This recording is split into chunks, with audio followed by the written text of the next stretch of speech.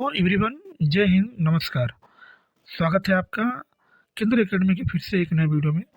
आज की वीडियो में फ्रेंड्स केवीएस एनबीएस जो एग्ज़ाम होने वाला है ये जनवरी में, समय आपके पास बहुत ही कम है, तो उसमें जो जीएस यानी जो भारतीय संविधान और राज्य व्यवस्था से जितने सारे प्रश्न बन सकते हैं या जितने भी सारे प्रश्न किसी टीचिंग एग्जाम में पूछे गए हैं, उन सभी प्रश्नों को हम लोग एमसीक्यू के रूप में डिस्कस करेंगे।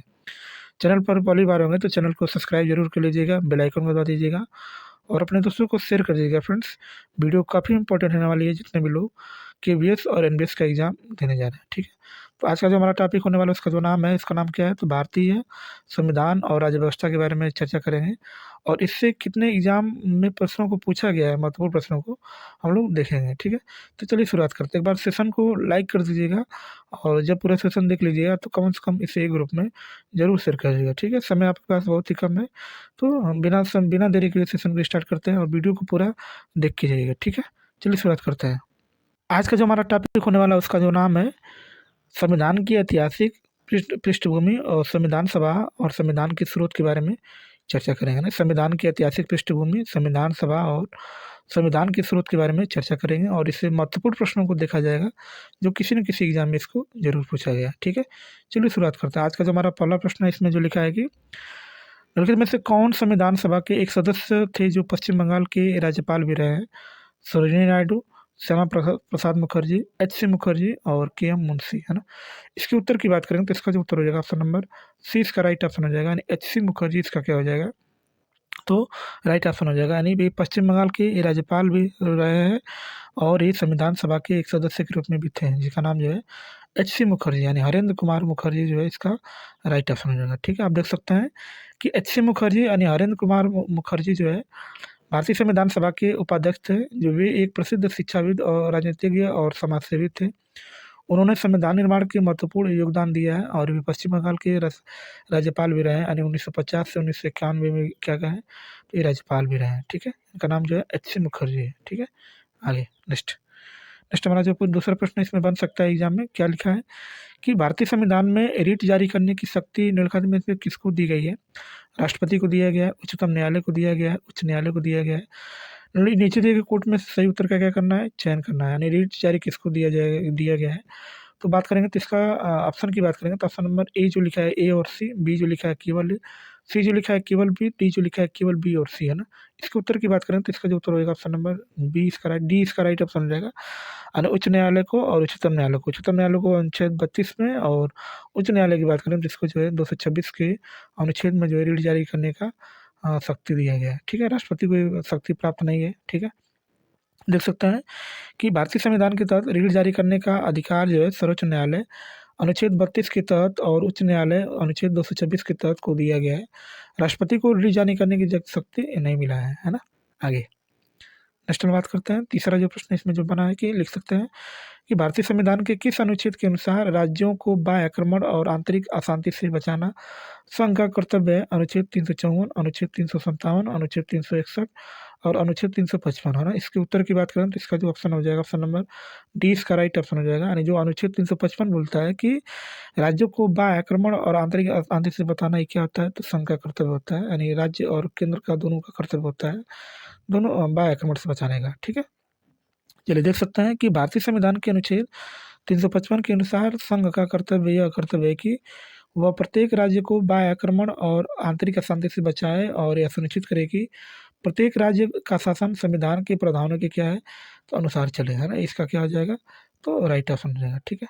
चलिए चौथा प्रश्न इसमें जो लिखा है कि भारत के संविधान मूल अधिकारों के रूप में निम्न में से किस संरक्षण की गारंटी दी गई है? एक आपराधिक जांच में जान गंवा जाने के लिए जाने का संरक्षण। ऑप्शन नंबर बी की बात करेंगे तो बी जो लिखा है शारीरिक असमर्थता होने पर मुकदमा चलाए जाने से संरक्षण, अग्रिम जमानत के मामले में मुकदमा चलाए जाने से संरक्षण, एक ही अपराध के लिए 2 बार सजा दिए जाने का संरक्षण, है ना। इसका जो उत्तर हो जाएगा ऑप्शन नंबर डी इसका राइट ऑप्शन हो जाएगा, यानी एक ही अपराध के लिए आप 2 बार सजा नहीं दे सकते हैं, ये इसका क्या हो जाएगा, तो राइट ऑप्शन हो जाएगा, ठीक है। आगे देख सकते हैं हम लोग इसके बारे में लिखा है जो कि भारत के संविधान का अनुच्छेद 20 अपराधों के लिए सजा के संबंध में संरक्षण संबंधित है अनुच्छेद 20(2) किसी व्यक्ति को एक ही अपराध के लिए 2 बार सजा देने का संरक्षण है, अर्थात एक ही अपराध के लिए एक से अधिक बार न तो मुकदमा चलाया जाएगा और न ही दंडित किया जाएगा। आरोपी व्यक्ति चाहे वह भारत का नागरिक हो या विदेशी हो, अनुच्छेद 20 से 21 आपातकाल से भी निलंबित नहीं होते हैं। ठीक है, जब भी आपातकाल लगेगा तो अनुच्छेद 20 और 21 कभी जो है निलंबित नहीं होता है। ठीक है, आगे भारत के संविधान द्वारा किस वर्ग के लिए निःशुल्क और अनिवार्य शिक्षा के अधिकार को एक मूल अधिकार के रूप में गारंटी दी गई है? भारत के सभी नागरिक, 6 वर्ष से आयु के सभी बच्चे, 6 वर्ष के तथा 14 वर्ष की आयु तक के सभी बच्चे, भारत के भूगोल पर रहने वाले सभी व्यक्ति, है ना। इसके उत्तर की बात करें तो इसका जो उत्तर हो जाएगा ऑप्शन नंबर सी इसका राइट ऑप्शन हो जाएगा, यानी 6 वर्ष से 14 वर्ष के बीच के सभी बच्चे जो है कानून देने का, शिक्षा देने का अधिकार सभी के लिए मुफ्त और अनिवार्य शिक्षा है। ठीक है, संविधान 66वां संशोधन हुआ था जो 2002 में हुआ था। भारत के संविधान में अंततः स्थापित अनुच्छेद 21(a) या 21 को ऐसे ढंग से जैसा कि राज्य कानून द्वारा निर्धारित करता है, मौलिक अधिकार के अंतर्गत 6 से 14 वर्ष की आयु के सभी बच्चों को जो है मुफ्त और अनिवार्य शिक्षा का जो है प्रावधान किया गया है ना, किस संशोधन अधिनियम से? तो 66वां संशोधन से। और कब किया गया था इसको? 2002 में इसको किया गया था। ठीक है, नेक्स्ट, भारत के संविधान के प्रस्तावना द्वारा भारत के नागरिकों को निम्नलिखित में से क्या सुनिश्चित नहीं कराया गया है? राजनीतिक न्याय, आस्था की स्वतंत्रता, आय की समानता और व्यक्ति की गरिमा, है ना। इसके उत्तर की बात करें तो इसका जो उत्तर हो जाएगा ऑप्शन नंबर सी इसका राइट ऑप्शन हो जाएगा, यानी आय की समानता इसका क्या हो जाएगा? तो राइट ऑप्शन हो जाएगा। आप चाहेंगे तो इसके बारे में देख सकते हैं कि भारतीय संविधान की प्रस्तावना पंडित नेहरू द्वारा बनाए और पेश किए गए संविधान सभा द्वारा अपनाए गए उद्देश्य प्रस्ताव पर आधारित है। प्रस्तावना में सामाजिक, आर्थिक और राजनीतिक न्याय तथा विचार, अभिव्यक्ति, धर्म, विश्वास और उपासना की स्वतंत्रता का उल्लेख है। इसमें व्यक्ति की गरिमा, एकता, अखंडता, बंधुत्व का भी उल्लेख है। प्रस्तावना में आय की समानता का क्या है? उल्लेख नहीं है। ठीक है ना, इनका आगे क्या है? तो उल्लेख नहीं है। ठीक है, नेक्स्ट नेक्स्ट हम देख सकते हैं। नेक्स्ट इसमें लिखा है कि 7वां जो प्रश्न इसमें जो लिखा है कि भारत के संविधान की 6ठी अनुसूची के उपबंधों का विस्तार निम्नलिखित में से किस राज्य के प्रशासन तक नहीं है? ऑप्शन की बात करेंगे तो ऑप्शन नंबर ए जो लिखा है सिक्किम लिखा है, बी जो लिखा है त्रिपुरा लिखा है, सी मेघालय, डी असम लिखा है ना। इसके उत्तर की बात करें तो इसका उत्तर होगा ऑप्शन नंबर ए इसका राइट ऑप्शन हो जाएगा, यानी सिक्किम इसका क्या हो जाएगा? तो राइट ऑप्शन हो जाएगा। ठीक है, चाहेंगे तो देख सकते हैं इसमें जो लिखा है कि भारत के संविधान की 6ठी अनुसूची के उपबंध का विस्तार सिक्किम राज्य के प्रशासन तक नहीं है। 6ठी अनुसूची में असम हो गया, मेघालय हो गया, त्रिपुरा हो गया, मिजोरम हो गया, इन सभी जनजातियों को क्या करना, प्रशासन के बारे में क्या है? तो प्रावधान है। सिक्किम के बारे में प्रावधान नहीं है। ठीक है ना, 6ठी अनुसूची में 12 कुल अनुसूचियाँ हैं। ठीक है, भारत के संविधान के भाग 3 के अंतर्गत वाद योग्य अधिकार के रूप में किसकी गारंटी नहीं दी गई है? एक ही अपराध के लिए 2 बार दंडित किए जाने से संरक्षण, लोक नियोजन के बारे में अवसर की समानता, समान काम के लिए समान वेतन, दैहिक स्वतंत्रता का संरक्षण, है ना। इसके उत्तर की बात करें तो इसका जो उत्तर हो जाएगा ऑप्शन नंबर सी इसका राइट ऑप्शन हो जाएगा। समान काम के लिए समान वेतन इसका क्या हो जाएगा? तो राइट ऑप्शन हो जाएगा। समान काम के लिए समान वेतन इसका क्या हो जाएगा? तो राइट ऑप्शन हो जाएगा। ठीक है, देख सकते हैं कि भारत के संविधान के लिए भाग 3 के अंतर्गत एवं वाद योग्य अधिकार के रूप में समान काम के लिए समान वेतन 39D गारंटी नहीं दी गई है। संविधान के भाग 3 में एक ही अपराध के लिए 2 बार दंडित किए जाने के संरक्षण अनुच्छेद 20 में है। लोक नियोजन के अवसर की समानता यह अनुच्छेद 16 में है। और इसमें आगे जो नेक्स्ट हमारा लिखा है दैहिक एवं स्वतंत्रता का संरक्षण जो है 21 अनुच्छेद में है, तो अनुच्छेद 21 में है ना। 21 में क्या है? तो 6 से 14 वर्ष की आयु के लिए जो है शिक्षा का अधिकार है। ठीक है, नेक्स्ट हमारा प्रश्न है कि भारत के संविधान के किस भाग में प्रसूति प्रसिद्धा का उपबंध किया गया है? मूल अधिकार, मूल कर्तव्य, राज्य के नीति निषेधक तत्व, नागरिकता, है ना। इसके उत्तर की बात करें तो इसका जो उत्तर है ऑप्शन नंबर सी इसका राइट ऑप्शन हो जाएगा, यानी राज्य के नीति निषेधक तत्व इसका क्या हो जाएगा? राइट ऑप्शन हो जाएगा। ठीक है, आप देख सकते हैं कि इसको हम लोग DPSP के नाम से बोलते हैं। संविधान के भारत का जो संविधान है भाग 4 में जो है अनुच्छेद 36 से 51 तक जो है राज्य का नीति निषेधक सिद्धांत शामिल किया गया है। अनुच्छेद 42 में काम की न्याय संगत और मनोवांछित दशाओं तथा प्रसूति सहायता का उपबंध है। नीति निषेधकों को लागू करना राज्य का क्या होता है? तो एक कर्तव्य होता है, उसका क्या होता है? तो कर्तव्य होता है। ठीक है, नेक्स्ट हमारा जो प्रश्न है कि भारत के संविधान के अंतर्गत राज्य के नीति निषेधक तत्वों में से निम्नलिखित में से कौन शामिल है? अंतर्राष्ट्रीय शांति को बढ़ावा देना, हिंसा को शपथपूर्वक त्यागना, वैज्ञानिक स्वभाव का विकास, राष्ट्रगान का सम्मान, है ना। इसका उत्तर जो हो जाएगा हमारा 20 का राइट ऑप्शन हो जाएगा, यानी हिंसा को शपथपूर्वक त्यागना इसका क्या हो जाएगा? तो इसका उत्तर हो जाएगा। ठीक है, चलिए देख सकते हैं इसमें जो लिखा है कि संविधान के जो भाग हमारा 4 है के तहत अनुच्छेद 36 से 51 तक जो है डीपीएसपी बंदी किया गया है। जो किस देश से लिया गया है, तो आयरलैंड के संविधान से इसको लिया गया है।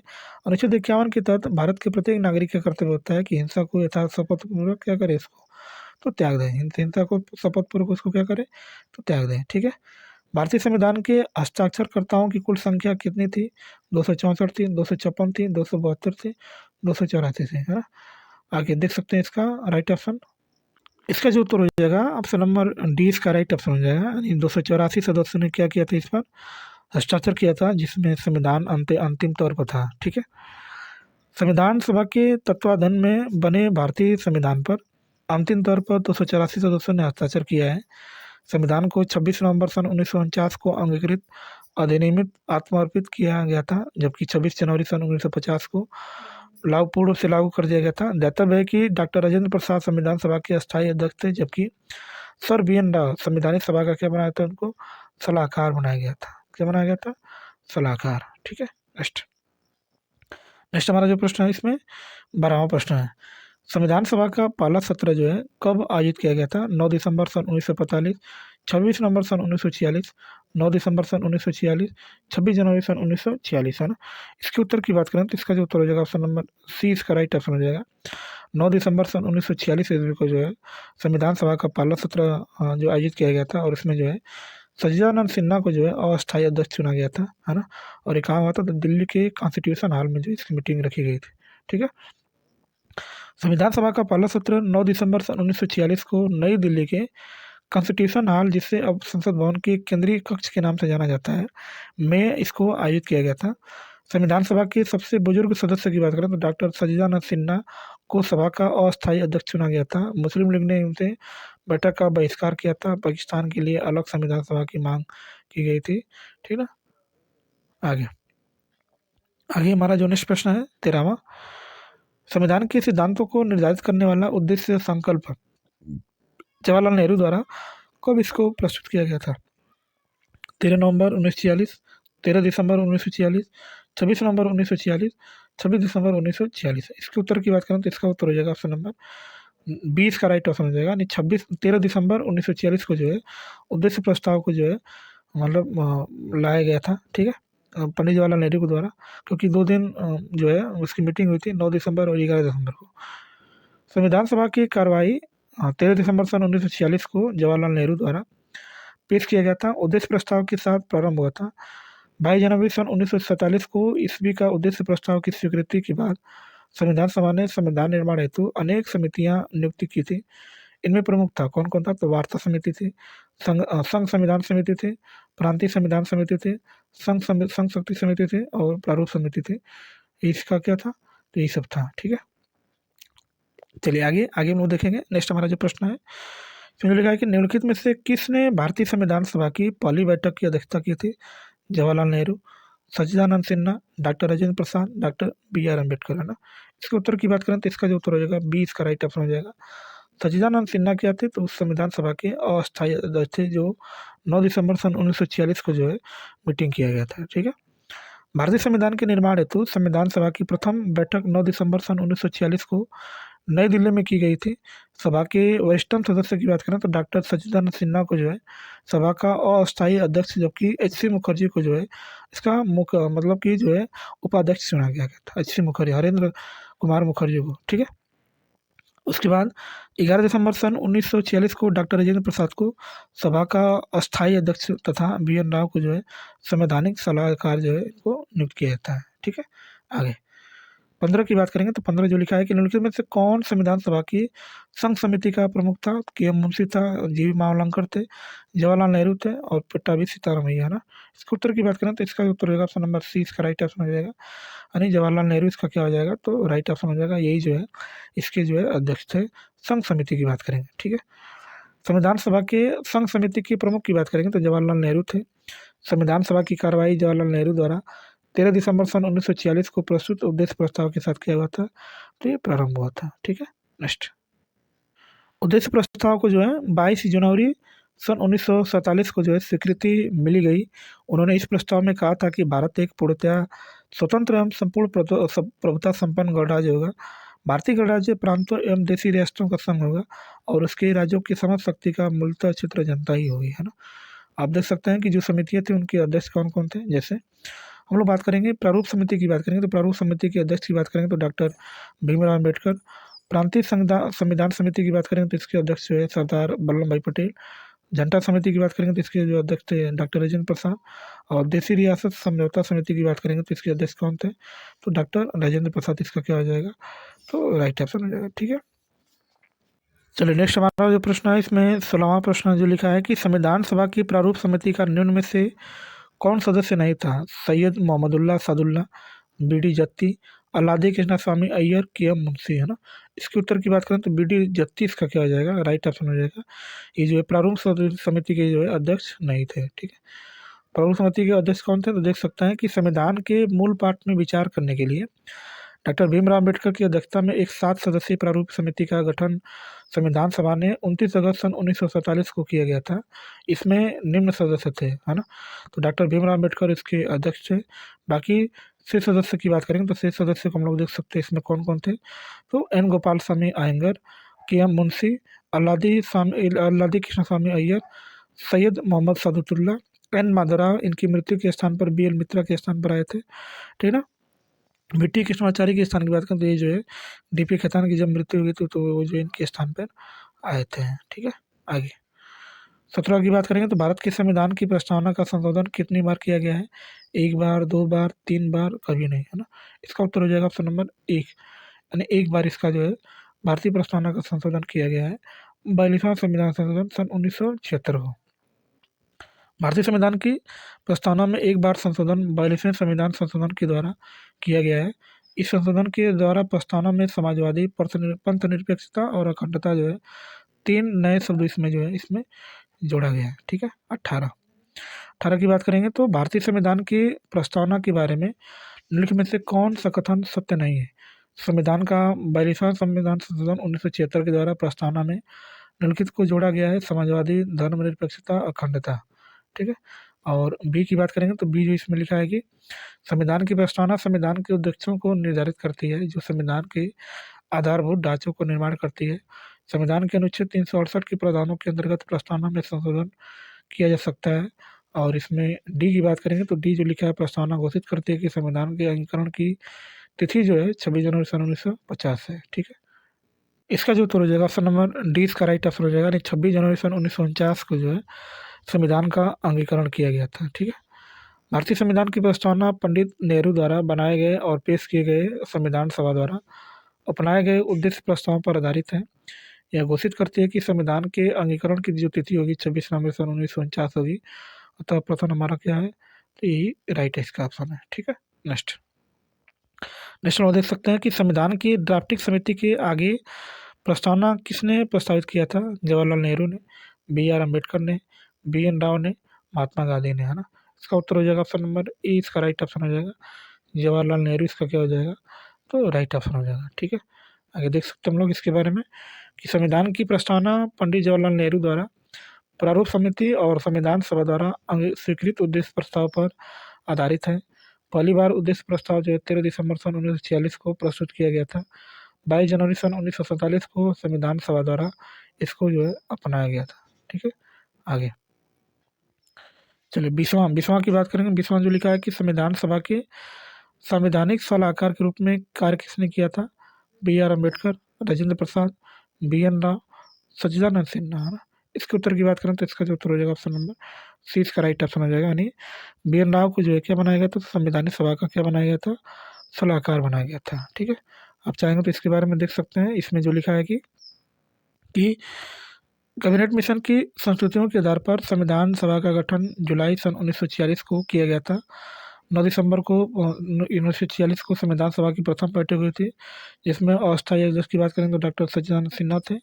जबकि बाद में 11 दिसंबर 1946 को जो है डॉक्टर राजेंद्र प्रसाद को जो इसमें अस्थायी अध्यक्ष बनाया जाता है, और उसमें उसी में जो है बी.एन. राव होते हैं। क्या होते हैं, बी.एन. राव। तो बी.एन. राव को जो है संवैधानिक सलाहकार बनाया जाता है।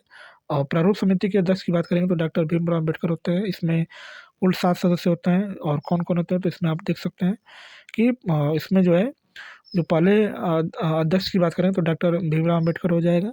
दूसरे की बात करेंगे तो एन गोपाल स्वामी अयंगर, अल्लादी कृष्णा स्वामी अय्यर, कन्हैया लाल मणिकालाल मुंशी जिसको के एम मुंशी कहते हैं, सैयद मोहम्मद सदुल्ला, एन माधवराव जो बी एल मित्र के स्थान पर आए थे। डी पी खेतान की बात करेंगे तो 1948 में इनकी जो है मृत्यु की बात किसको लाया गया था, तो टी टी कृष्णाचारी के सदस्य थे इनकी मृत्यु के बाद। ठीक है फ्रेंड, तो चलिए फ्रेंड्स वीडियो को भी समाप्त करते हैं। वीडियो आपको कैसी लगी एक बार कमेंट करके जरूर बताएं। कमेंट करके भी बताएं कि आप इंडिया के किन किन स्टेट से इस वीडियो को देख रहे हैं। फिलहाल चैनल पर पहली बार होंगे तो चैनल को सब्सक्राइब जरूर कर लें, बेल आइकन को दबा दें और दोस्तों को शेयर कर दें। यह श्रृंखला चलती रहेगी, एग्ज़ाम नहीं हो जाता है, एग्ज़ाम बहुत ही पास में आ गया है, इसमें कम समय है। ठीक है, मिलते हैं नेक्स्ट क्लास में ऐसे ही शानदार प्रश्नों के साथ। तब तक के लिए बाय और जय हिंद फ्रेंड्स।